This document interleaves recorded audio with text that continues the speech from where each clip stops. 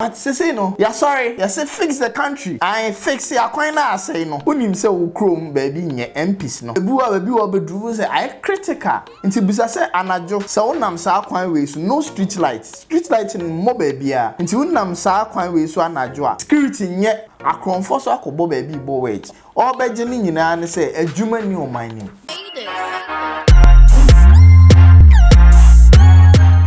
And then me call social media and many aje before even I start introduction no. I mean control boys na I say Ghana youth no. After the almost sorry. My main fan say ye free be glass and ko na say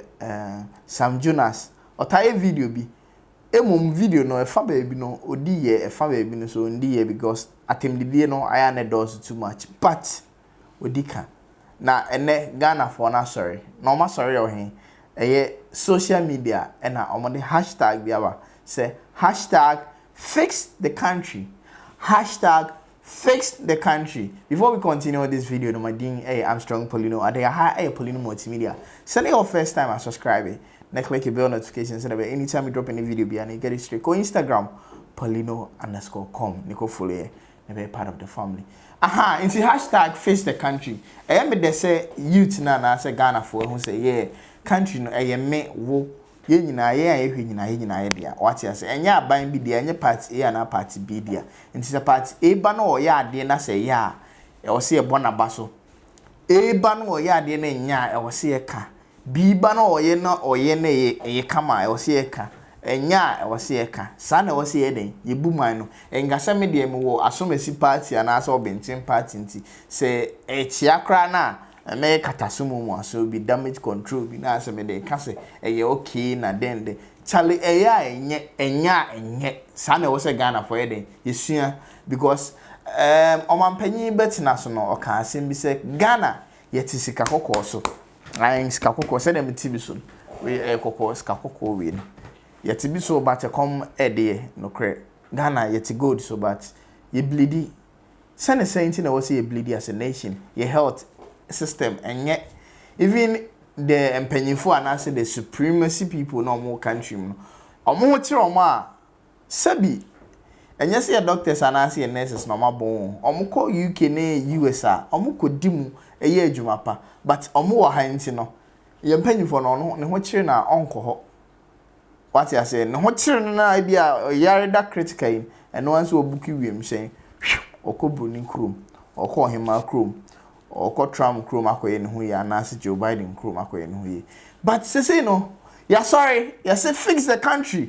I fix ya kwan na say no unim say wo krom baby nye MPs no e na sabi eni die make no krom honom ne baby nye portals bi e wo ho mo ye kwan no so a munye ne ye so ati ase me baby amete ye baby amete no e kwan ne yagu alright but busam say decent afi ba ahokran share da nyamai but e kwan no I started to do okoka contractor be ka say before a contract never be di nsa na panyin bi adika ate ne share na nsa na de olinki ate ne share abetia nti enu ne nsa na sika ne say 10 a emu be 3% pe na iden abedu ne nsa na 3 na ono so ba afi na ono so be tibi atofia ono so ne na ebusuafo bedi nti sen no de be kwan no na waye ni ye hwa abrochire kwan na asen no ensei kra o ni ye what you say hwa akra to Kumase yeta fa so pa yeta ko Kumase nti yeta yesu yeta drive e kwan no ebi wo bedru say I critical nti bisa say anajo say wonam sa kwan we so no street light in mobile bia nti wonam sa kwan we so anajo a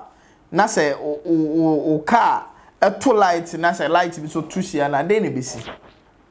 because e kwan ni so nyina yesum what you say security nye no street light asem na America no akronfo so akobo baby bo wage ye twen say oman mapafo na omo ba no ye be yire omo ne age omo nyoma ebi apa bi obi akodi ode ko hwe na busua no na obi so aba no abeje obeje ni nyina ne say adwuma ni oman ni what you say yet is kakokos ebi ni enso comedy what you say but ye womo a omo didi men peche de obeto agukura no unya ubedi no be afe enso na ensan ye em se ono ye be kan say I e favor omo links and I say omo aban omo ne didi peche enti youth ne say #fix the country fix ya kwan no health centers umu say dro bi o ho e wo say ye de ba na say e be boa yi nyina no ye de aba no na doctor bi so afa ono so afa de akogu ne personal pharmacy shop mu say edro we de ebi ne henti kwa asumasi shop ne kotobi ono de a sika ne be ba ne botom because esro ya ye di so nyina so ye be ye ka #fix the country #fix the country na ye so timamfo no yeso ye hu say ye didi wie na say ye kuta rubber na ye na mabonten a ye ntonto fom si ye ntonto fom so ye de be she ibotom ye ntimi mfa nse ibotom sa ibotom be bon nti aban ye stress say mod dustbins ebesisi advantageous points no se na be nam na say ye nom sachet water bi na kita ya ye dru ha nim so ye dru ha ye betim ni atu dustbin nti ye de kita for a period of time krana ye dru ha ye de betum nti #fix the country engofo bebra akasa John Dimolo akasa o say enye say bia oni aban mu nti na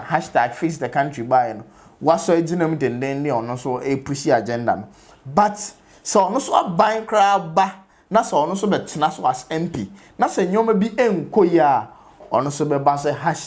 #fix the country is for you and I ye nyina ye dia enti se ye hwene ye say na I me de metu kwan akwa abrochi no makobobra okokokokko a ha na wa baji wani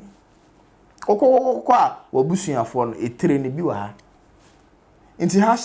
#fix the country yem fix the country no na ye nyina ye hontoy because emu bi wo wa yem pese ye betu kwan akọ broni krom ni akoye adwuma ye pese ye nyansa na se ye ideas ye won ye de ye adwuma na ye de bo oman no enti #fix the country na ba me personally de pa na me bompa ye so say wa wo hwe me no unjai so wo hwe na wo krom ba bi asay a MP na nya twa picture fa to social media o de ontimi a twa picture fa send ye number ye be posti na ye be tag kro no e wo se Ghana e fema me e na e fema wo Michael Blanson e American superstar o ta chele o Ghana pa na say akra make say o Ghana or the post be to social media or say Ghana you kra ye average earnings as citizens no between $200 to $100. You got $200 a little over 1,000 Ghana cedis and I say a little over 500 Ghana cedis as some no come. And so your monthly bills are high down the boy thing compared to America or the Atlanta example. Because I see average the age na and the tua bosome for Diana average payment for rent when tia we tia be 200 Ghana every month. Inti say we 500 now tia 200 aka say 300 scanner sa. Inti #fix the country aban no create jobs and my youth no be brewie university o ma dwemo do obi wo new university obi wo school nya na line but all talent obetimi apamade obetimi ye a create bibi so ati ase enso ye make good use of them ye dey an say yenko school ne yenko ye maths equation solve the equation blah blah blah blah blah na dey ato ho banyam akora na ntimi anya ye so wabon ebi anya ne de no ebi ane de ne so obehye camera se de ma hye camera na watwa movie kama na odi aton man na kwa ewiase nyina na mkofo hu say Ghana so ye wo enyoma bi wo country no ma efe nti omo be ba as tourism and as a tourist site nti nyane de no but ye de ye ne book and a book long na de etrim santi akure ko school christ odi baba ade no on tiase o ayi odi baba na de efri ne trima ni nyina aya #fix the country asama mesre nyina ne say agenda we no ye nyina yem pushi agenda papa emfa won so wo MPP emfa won so wo NDC emfa won so wo CPP emfa won so wo party bia ye nyina pushi agenda we ye ngina mpanyimfo no so na enyoma a enni kwan se omonye no omonye de wo so omoye no omonye titiru ne ya kwan ene a hospitals and I say ye health sectors no omonhwe no omon fix it because ekum ni papa what I say nti say ebeku nipa 5 a ebi nipa 5 no they have very powerful knowledge bi a omo de bebo man nanso ebi a ekwan a enye nti ana say health system a enye nti no okwa awama #fix the country midin I'm strong Poleeno ade aha Poleeno Multimedia. Subscribe to the channel and send anytime you drop any video biano you get it straight. So say no video be a baby biano so the over baby na say wo kwan no enya fa send your number no for location ka ho ye be posti ye be make sure say